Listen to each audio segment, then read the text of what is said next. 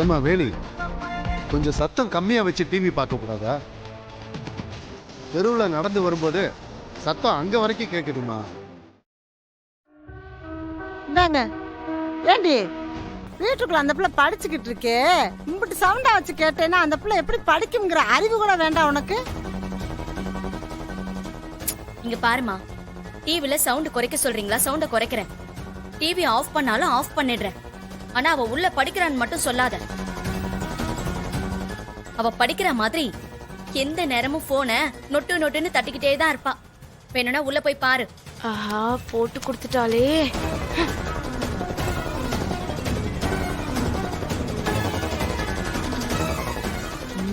என்னடி சொல்ற?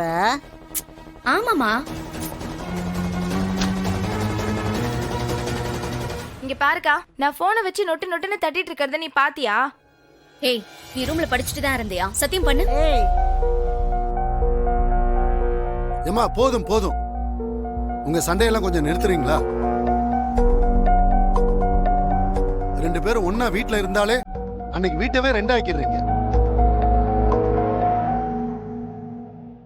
பேச்சு ம் அடுப்புல தீர மாதிரி வாசனை வருது பாரு. ம்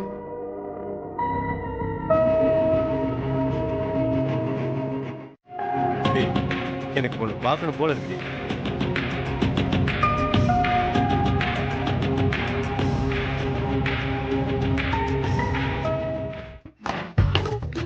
மா, பசிக்குது, சாப்பாடு போடு. ஏண்டி, பாத்துக்கிட்டு இருக்கல, நானும் சாப்பிட்டுட்டு இருக்கேன்னு சாப்பாட கூட எடுத்து போட்டு சாப்பிட மாட்டியா? என்னதான் பொம்பளை புள்ளையோ, போற வீட்டுல என்ன கதி ஆக போறேன்னு தான் தெரியல. ஐயோ, அத பத்தி எல்லாம் நீ ஒண்ணும் கவலைப்படாத. எனக்கு வரப்போறவரு என்னை எந்த வேலையும் செய்ய விட மாட்டாரு. ஆமாண்டி, கனவு கண்டுகிட்டே இரு. வர்றவன் தூக்கி போட்டு மிதிக்கும் போதுதான் தெரியும். மாமா மாமா, இப்ப என்னம்மா உனக்கு? நானே போட்டு சாப்பிட்டுக்கணும். அதுக்கு தானே நீ இவ்ளோ பேசிட்டு இருக்க. நானே போட்டு சாப்பிட்டுக்கிறேன். நீ ஒழுங்கா சாப்பிட்டு கிளம்பு.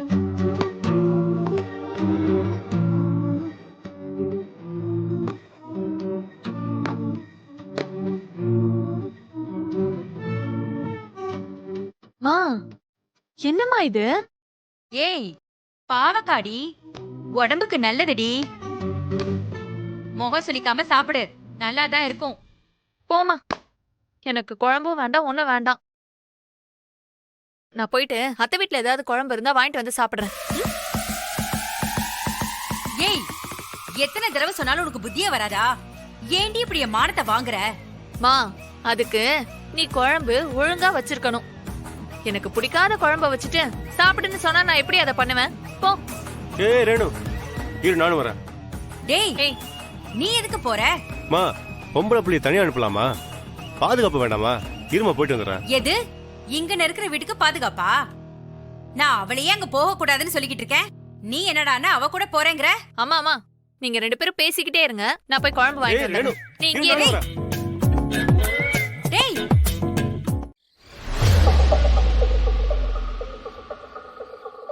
வேலம் பேசிட்டு போனதை பார்த்தா நாளைக்கு அவன் வரவே மாட்டான் போல இருக்கே. அவன் மட்டும் வரலன்னா இந்த வீணா போன ரஞ்சித்தை நம்ம தலையில கட்டிடுவாங்க. கடவுளே, இப்ப என்ன பண்றதுன்னு ஒண்ணுமே புரியலையே.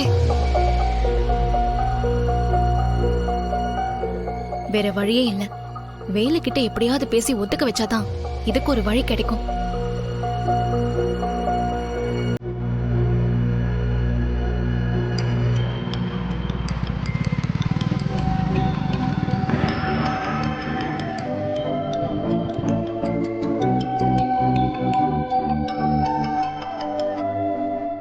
சொல்லுங்க மேடம்.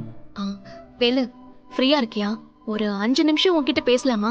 மேடம், போட்டியை பத்தி பேசாம வேற எதை பத்தி பேசுறதா இருந்தாலும் நான் ஃப்ரீ தான் மேடம். இல்ல, நீங்க போட்டியை பத்தி தான் பேசுறதா இருந்தா சாரி மேடம், நான் பயங்கர பிஸியா இருக்கேன். ஏன் வேலு இப்படி பண்ற? எதுக்காக இந்த போட்டியில நீ கலந்துக்க கூடாதா?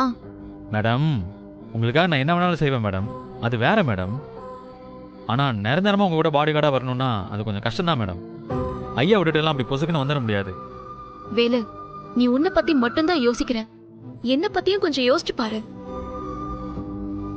நீ மட்டும் இந்த போட்டியில கலந்துக்கலனா அந்த ரஞ்சித் தான் ஏன் கூட அனுப்பி வைப்பாங்க. அவன் கூட நான் காலேஜுக்கு போறதுக்கு நான் காலேஜுக்கு போகாமலே இருப்பேன். மேடம், போய் அவனுக்கு இல்லாமல் பயந்துட்டு இருக்கீங்க? அதெல்லாம் ஒரு பிரச்சனையும் வராது மேடம். நீங்கள் தைரியமாக காலேஜுக்கு போங்க. நான் சொல்றது உனக்கு புரியவே இல்லைல்ல? கொஞ்ச நாளா இப்பதான் எனக்கு ஏதோ நல்லா படிக்கணுங்கிற ஒரு ஆசையே வந்திருக்கு.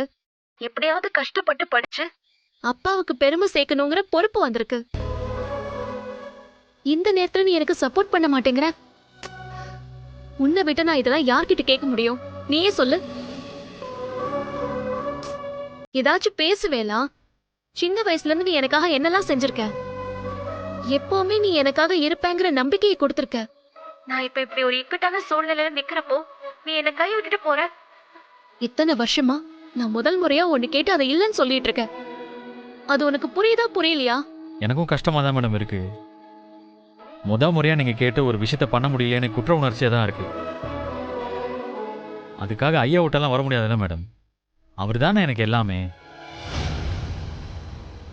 மேடம், உங்களை கெஞ்சி கேட்டுக்கிறேன், இந்த விஷயத்தில் இதுக்கு மேலே என்னை ஃபோர்ஸ் பண்ணாதீங்க. இந்த போட்டியில் நான் கலந்துக்க போகிறது இல்லைன்னு ரொம்ப ஸ்ட்ராங்காக முடிவு பண்ணிட்டேன் madam. Sorry madam. Velu Velu